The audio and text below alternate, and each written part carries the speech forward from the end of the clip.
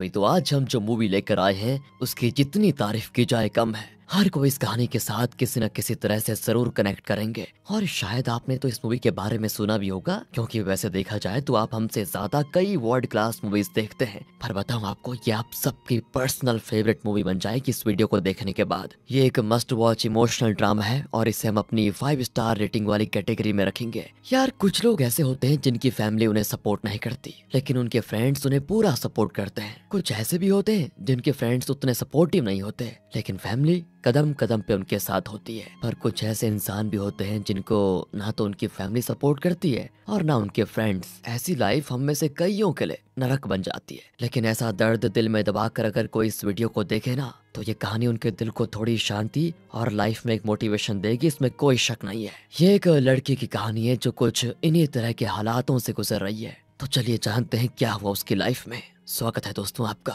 इस मूवी में जिसका नाम है cry me a sad river. Video को आखिर तक जरूर देखिएगा। मूवी की शुरुआत में एक लड़की समुद्र के पास खड़ी दिखती है और उसके पीछे बहुत सारे लोग खड़े होते हैं। वो सभी एक ही धुन में कहते हैं कि तुम्हें मर जाना चाहिए, जल्दी कूद जाओ, दुनिया में रहकर तुम्हें वैसे भी करना क्या है। सुनकर वो लड़की समुद्र की ओर भागती है और पानी में कूद जाती है। वो धीरे धीरे समुद्र में डूबने लगती है और तब वो हमें बताती है कि मेरा नाम रिया है और मेरी लाइफ में जो हुआ वो किसी और की लाइफ में कभी होना ही नहीं चाहिए। दोस्तों, ये रिया कौन है और ऐसा क्या हुआ इसकी लाइफ में जो ये मरना चाहती है? ये जानने के लिए हमें जानना होगा रिया के पास्ट में क्या हुआ था। वो अपने घर में सो रही होती है। रिया के पिता नहीं है, उसकी माँ अपने घर में ही मसाज पार्लर चलाती है। इसी वजह से लोग उनके बारे में तरह तरह की बातें करते हैं, क्योंकि कई पार्लरों में वैसे काम भी होते हैं। इसीलिए रिया जागती है तो उसके प्राइवेट पार्ट में दर्द होने लगता है, जो कि कोई सीरियस बात हो सकती है वैसे। इसीलिए रिया अपनी माँ को बताती है कि माँ मुझे प्रॉब्लम हो रही है, लेकिन उसकी माँ फोन पे बिजी होती है। रिया कहती है कि माँ मुझे बहुत दर्द हो रहा है। पर देखे यार कैसी माँ है,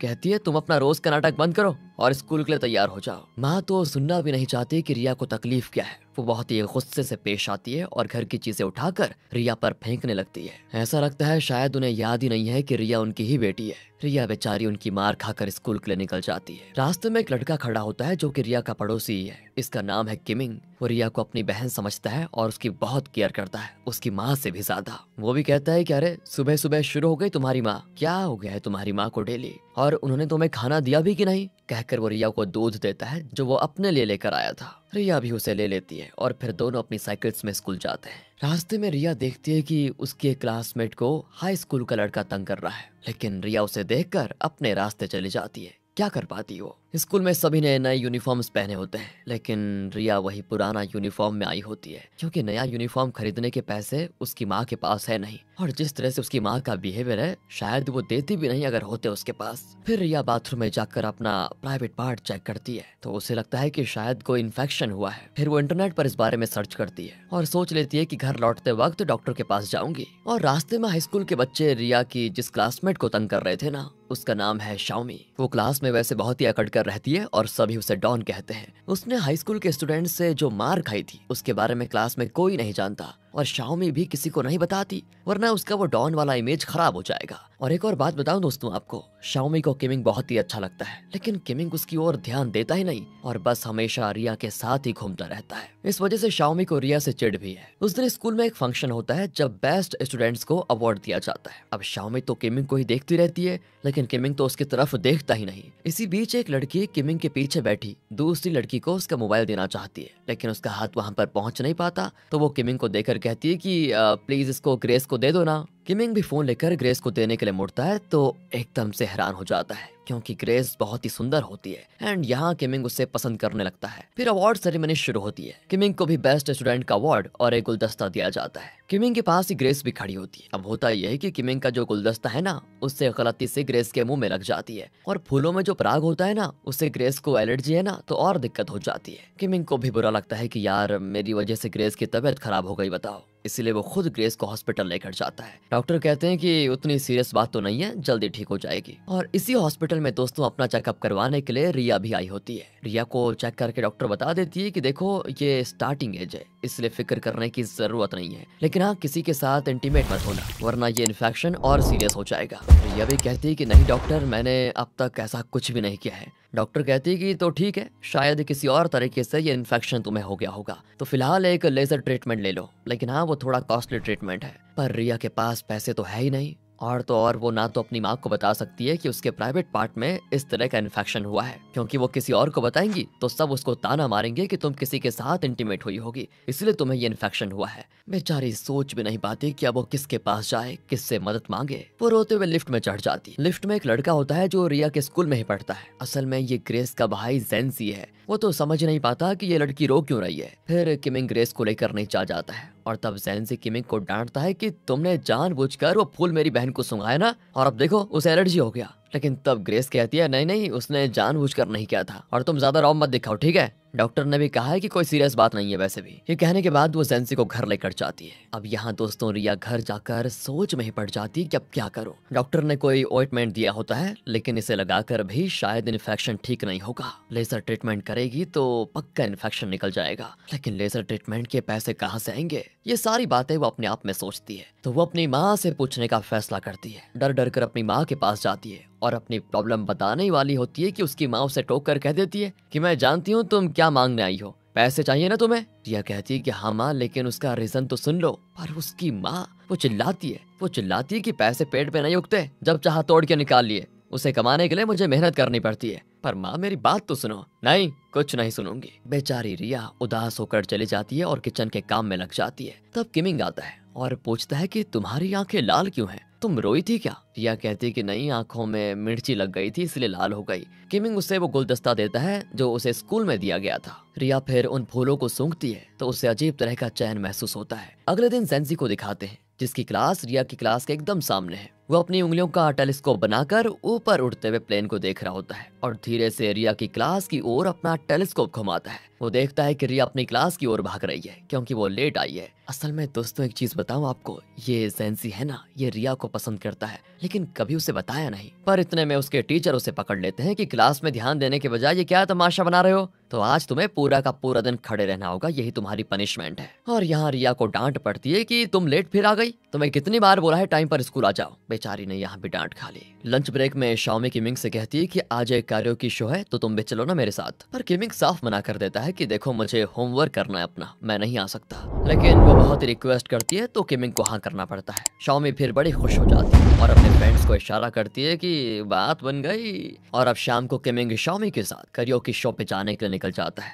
लेकिन जाने से पहले रिया से भी मिलता है। रिया का उतरा हुआ चेहरा देखकर पूछता है कि ये तुम्हें क्या हो गया है? इतने में रिया का सर चकराता है और वो बेचारी गिर जाती है। किमिंग तुरंत उसे उठाकर हॉस्पिटल लेकर जाता है और जब रिया को होश आता है ना, तो वो घबरा जाती है कि कहीं डॉक्टर ने किमिंग को मेरे इन्फेक्शन के बारे में बता तो नहीं दिया। तभी किमिंग भी कह देता है कि अरे डॉक्टर ने कहा कि तुम बहुत ही डिप्रेशन में हो, क्या परेशानी है तुम्हें बताओ, और जो भी परेशानी है मुझसे छुपा क्यों रही हो? रिया भी कहती है कि नहीं कोई प्रॉब्लम नहीं है, वैसे हॉस्पिटल का बिल कितना हुआ, मैं तुम्हें दे दूंगी तुम्हारे पैसे। वो भी कहता है कि देखो पागलों जैसी बात मत करो, तुम बस ठीक हो जाओ, पैसे मैं भर दूंगा। ये कहकर वो रिया की देखभाल में लग जाता है और इसी वजह से वो शाओमी की कैरियोकी पार्टी में नहीं जा पाएगा। अब किमिंग शाओमी को कॉल करके बता देता है कि रिया अचानक बेहोश हो गई थी, उसे मैं हॉस्पिटल लेकर आया हूँ, इसलिए मैं पार्टी में नहीं आ पाऊंगा, I am so sorry. Xiaomi भी कहती कोई बात नहीं, तुम उसका ख्याल रखो। ये कहकर वो कॉल काट देती है, लेकिन अब उसका सारा गुस्सा रिया पर जाता है क्योंकि आज शाओमी को किमिंग के साथ वक्त बिताने का बहुत ही अच्छा मौका मिला था, लेकिन रिया की वजह से सब चौपट हो गया। यहाँ किमिंग जानता है कि रिया के घर में उसकी ट्रीटमेंट के भी पैसे नहीं होंगे,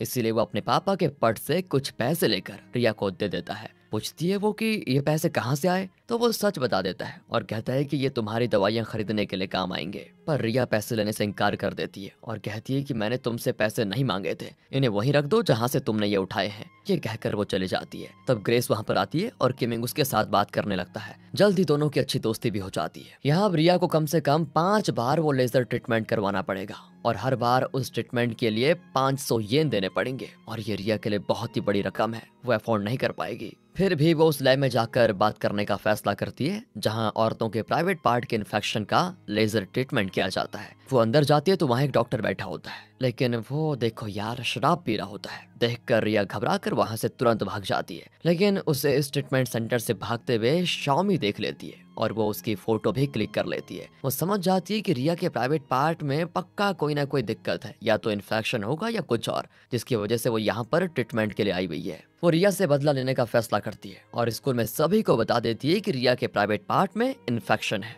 और एक बात जब कई लोगों के कानों से गुजरकर उनके मुंह से निकलती है तो जाहिर है कि राय का पहाड़ ही बनता है। एक हेल्थ प्रॉब्लम को कोई दूसरा ही रंग दे दिया होता है। इस तरह शाओमी की एक बात जब स्कूल में फैल जाती है ना, तो आखिर में स्टूडेंट्स ये कहने लगते हैं कि रिया के प्राइवेट पार्ट में इसीलिए इन्फेक्शन हुआ क्योंकि वो गलत काम करती है। उसकी माँ ठहरी मसाज करने वाली, और मसाज के नाम पर न जाने अपने घर में कस्टमर्स के साथ वो क्या क्या करती होगी। उसी की हवा रिया को भी लगी और वो भी अपनी माँ के साथ वही काम करती होगी, गलत काम। देखा दोस्तों, इस तरह की बातें फैला दी जाती है रिया के बारे में, और अब कोई रिया के पास तक जाना नहीं चाहता। हर कोई रिया की इंसल्ट करता है, उसका मजाक उड़ाता है। रिया बेचारी पहले इतनी दुखी थी और दुखी हो जाती है। शाओमी और उसके फ्रेंड्स तो रिया को पकड़कर बुली करने लगती हैं, और यहाँ तक कि उसकी फोटोज भी खींचती है। लंच ब्रेक में सभी मिलकर खाती हैं, लेकिन रिया एकदम अकेली बैठी होती है। पर तब भी उसे चैन से खाने नहीं देते ये लोग, और अपना झूठा खाना उसकी प्लेट में डाल देते हैं। रिया अंदर से पूरी तरह टूट जाती है, उससे ये सब सहा नहीं जाता। और तो और दोस्तों,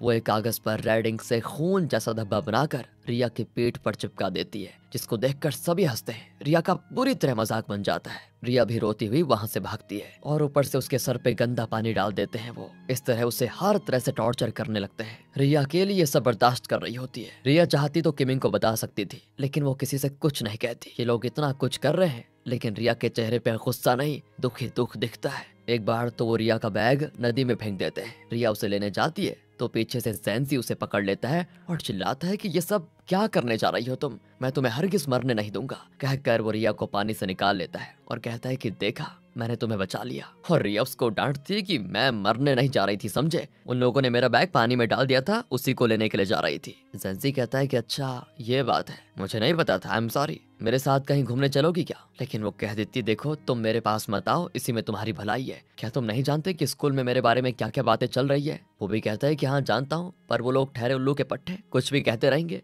पर मैं तुम्हें जानता हूँ, तुम बहुत ही अच्छी लड़की हो। रिया कहती है पर मुझे सच में वो इन्फेक्शन है। अरे इन्फेक्शन है तो क्या हुआ, इन्फेक्शन से कोई बुरा इंसान बन जाता है क्या। पता है मैं तुम्हें कब से देखता हुआ आ रहा हूँ, तुम सच में बहुत ही अच्छी लड़की हो रिया, मुझे बहुत पसंद हो तुम। वो भी कह देती है बकवास बंद करो और जाओ यहाँ से। मैं बकवास नहीं कर रहा, सच कह रहा हूँ। देखो दूसरों की बातें करके हम अपना टाइम वेस्ट क्यों करें, थोड़ी देर घूमते हैं। और ये काफी देर रिक्वेस्ट करने के बाद रिया भी मान जाती है, और फिर दोनों यूं ही घूमने फिरने लगते हैं। एक मेज के अंदर खेलते हैं और फिर बॉल पॉन्ड में रिया कूद जाती है। तो ज़ेंजी कहता है कि मैं तुम्हें डूबने नहीं दूंगा रिया, अभी आया। कहकर वो रिया को बाहर निकालता है और कहता है कि ये देखो, मैंने फिर से तुम्हें बचा लिया, मैं तुम्हें कुछ नहीं होने दूंगा, हमेशा तुम्हारे साथ रहूंगा। इस तरह कुछ देर के लिए दोनों हंसी मजाक करते हुए बच्चों की तरह खेलते हैं। लेकिन रिया कहती है कि देखो तुम मेरे पास मत आओ, वरना तुम्हें भी वो इन्फेक्शन हो सकता है। स्कूल में सभी मेरे बारे में बहुत ही गंदी गंदी बातें करते हैं, मुझे बड़ा दुख पहुंचाते हैं। ज़ेंजी कहता है कि अगर तुम चुप रहोगे तो वो लोग तुम्हें और सताएंगे। अगली बार ईंट का जवाब पत्थर से दे देना, फिर देखना कोई तुम्हें कुछ नहीं कहेगा। और तुम मुझे अपने पास आने से मना कर रही थी ना, तो इतना पास ठीक है। कहते कहते वो रिया के पास आ जाता है और उसके साथ चिपक कर बैठ जाता है। अब यहाँ क्लास में एक लड़की बबल गम खाकर उसे रिया के बालों में चिपका कर चली जाती है। ऐसी हरकतों का रिया कभी कोई जवाब नहीं देती थी, बल्कि दुखी होती थी। लेकिन ज़ेंजी ने उसे कहा था ना कि ईंट का जवाब पत्थर से दे दिया करो, तभी वो लोग चुप रहेंगे। तो रिया एक कैंची निकालती है और अपने बालों के साथ उस बबल गम को भी निकाल लेती है, और पता है जिस लड़की ने उसे चिपकाया था उसी के बालों में उसे चिपका देती है। बाकी स्टूडेंट्स तो चौंक जाते हैं कि यो, इस चिंटी के भी पर निकल आए। अब स्कूल का एक लड़का रिया को चिढ़ाता है कि क्यों मिस इन्फेक्शन, और कहाँ का इन्फेक्शन है तुम्हें, जरा दिखाओ। और तब ज़ेंजी उस लड़के को धमकाने चाहता है कि आइंदा रिया को कुछ ऐसा कहा तो मुंह वहीं का वहीं तोड़ दूंगा, उसके बाद किसी लड़की को कुछ बोलने लायक नहीं रहोगे तुम। आगे दोस्तों, वॉलीबॉल प्रैक्टिस के दौरान लड़कियां जानबूझकर बॉल को जोर से रिया पर फेंकती है, पर रिया अब चुप नहीं रहने वाली थी, वो भी उन पर उतनी ही जोर से बॉल फेंकती है। और वो समझ जाती हैं कि ये पहली वाली रिया नहीं रही। अब वो हर मार का तगड़ा जवाब देने लगती है। रिया कैंटीन में जाती है तो एक लड़का जो खाना ले रहा होता है, वो रिया से दूर जाने की कोशिश में एक लड़की से टकरा जाता है और उसका खाना उसकी शर्ट पर गिर जाता है। अब वो रिया पर चिल्लाता है कि तुम्हें अकल नहीं है क्या, तुम्हें तो इन्फेक्शन है ना, जरा हटकर नहीं चल सकती क्या, अब तुम खुद आकर मेरी शर्ट साफ करो।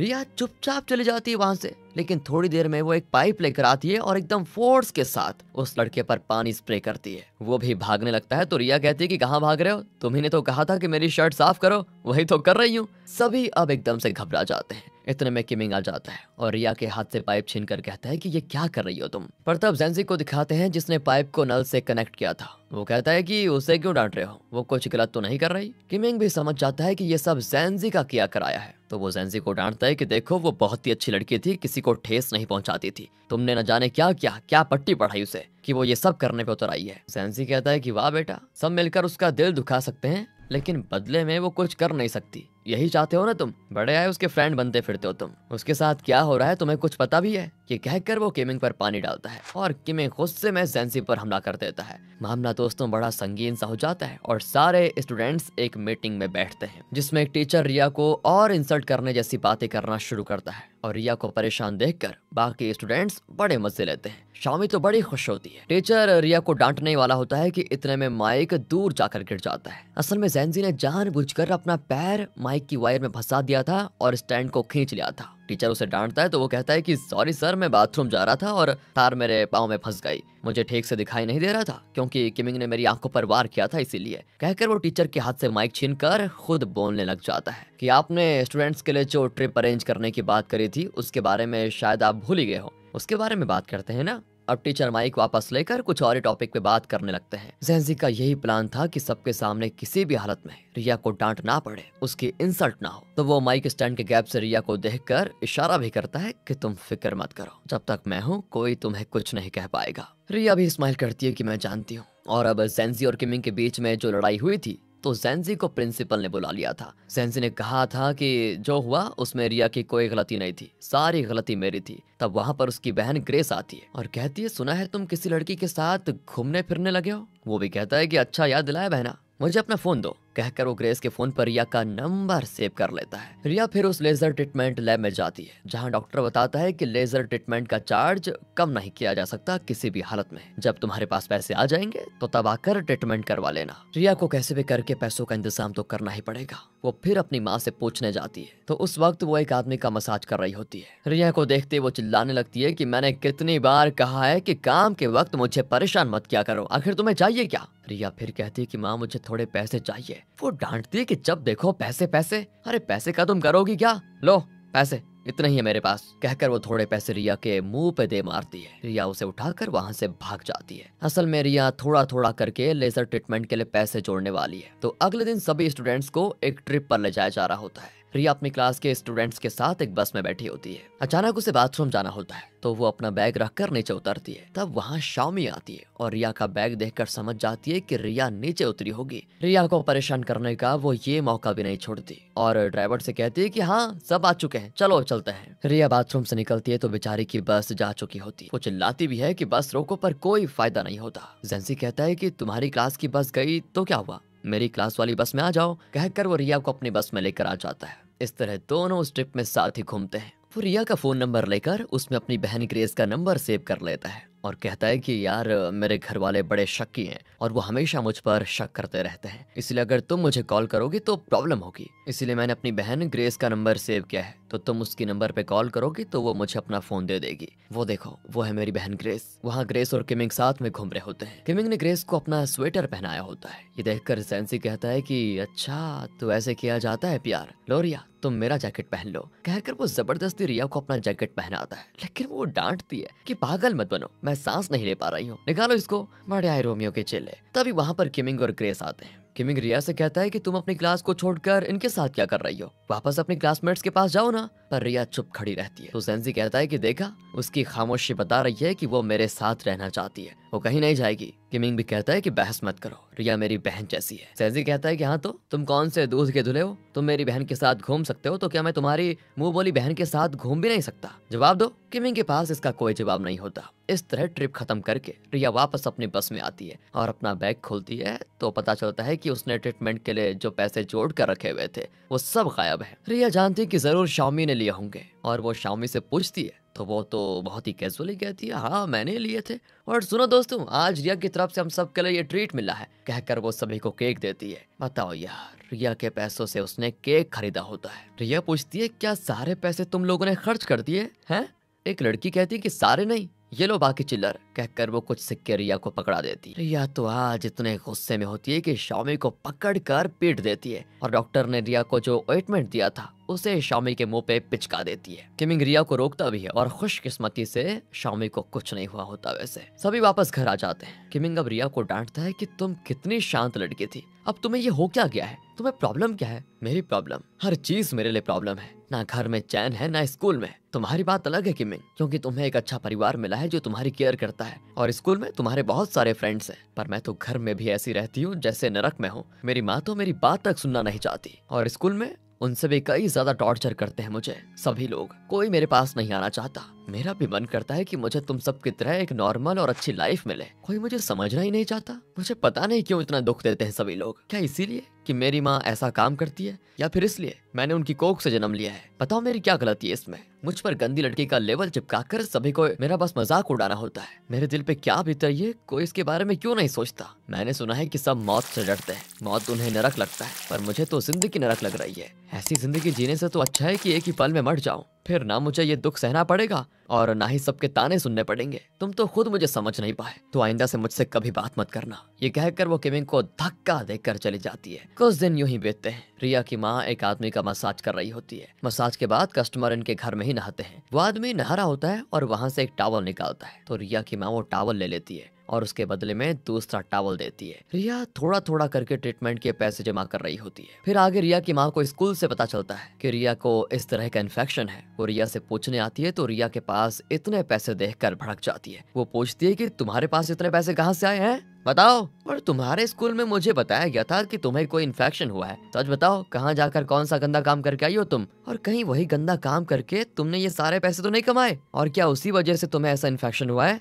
जल्दी बताओ। इस तरह वो बहुत ही बुरे बुरे शब्द बोलती है और रिया को मारती भी है ऊपर से। रिया कहती है, माँ मैंने कोई गलती नहीं की है, डॉक्टर ने खुद कहा कि ये महज एक इन्फेक्शन है, किसी को भी हो सकता है, मैंने कोई गलत नहीं किया, पता नहीं मुझे इन्फेक्शन कैसे हो गया। मैं तो हमेशा खुद को साफ रखती हूँ, टॉवल भी सिर्फ अपना ही यूज करती हूँ, तुम्हारे टॉवल तक को तो हाथ नहीं लगाती। और यहाँ पे रिया की माँ को अचानक स्ट्राइक होता है कि उसके कस्टमर्स मसाज करने के बाद यहाँ पर नहाते हैं और बाथरूम के पास रखा हुआ टॉवल यूज करते हैं। आज भी एक कस्टमर ने वहाँ पर रखा हुआ टॉवल उठाया था जो कि रिया का था, इसीलिए माँ ने उसे वो टॉवल यूज करने नहीं दिया और दूसरा टॉवल दे दिया था। अब आज तो माँ ने देख लिया इसलिए दूसरा टॉवल दिया, लेकिन आज तक जो कस्टमर्स आते रहे उन लोगों ने जरूर रिया का टॉवल यूज किया होगा जो कि बाथरूम के पास ही रखा होता है। मतलब पक्का उन्हीं में से किसी की बीमारी का इन्फेक्शन रिया को हुआ है। वो समझ जाती है कि मेरी बेटी को ये इन्फेक्शन हुआ है तो उसकी जिम्मेदार मैं खुद हूँ। कितनी गैर जिम्मेदार हूँ मैं। अब इसकी अकल ठिकाने आती है दोस्तों। आगे वो सोचती है कि मेरी गलती की सजा बेचारी रिया भुगत रही है, सबके ताने सुन रही है। ये सारी बातें रियलाइज करने के बाद वो बहुत दुखी होती है और धीरे से रिया के पास जाती है। रिया तो डर रही होती है कि कहीं माँ मुझे फिर न मार ले, लेकिन माँ इस बार उसके हाथ पकड़कर कहती है कि फिक्र मत करो,